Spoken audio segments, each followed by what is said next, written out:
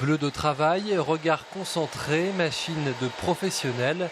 On se croirait au beau milieu d'un atelier de fabrication. Sauf qu'ici, pas de salariés, mais des élèves sous le regard de leur formateur. Ensuite, tu vas finir de régler ta hauteur.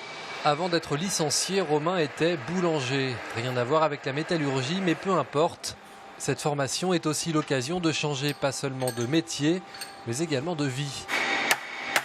C'était une passion, c'est sûr que c'était une passion. Mais par rapport à la vie de famille donc là c'est l'occasion quoi. Formation adulte, j'ai 30 ans, je tourne la page et je me lance dans quelque chose.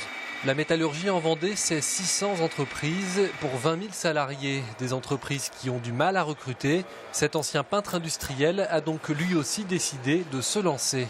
Ils cherchent aussi des personnes, même débutantes, donc ce qui est quand même intéressant. C'est rassurant pour vous. Oui, c'est rassurant. Et c'est exactement ce que veulent faire les professionnels du secteur, rassurer le grand public sur des métiers qui souffrent le plus souvent injustement d'une mauvaise image.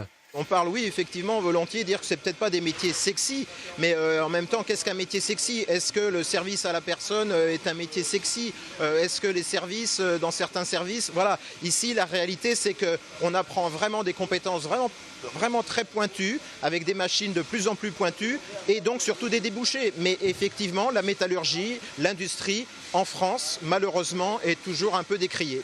La Vendée compte 28 000 demandeurs d'emploi. Le secteur de la métallurgie en recrute environ 1000 par an, avec à chaque fois plusieurs dizaines de postes qui restent à pourvoir.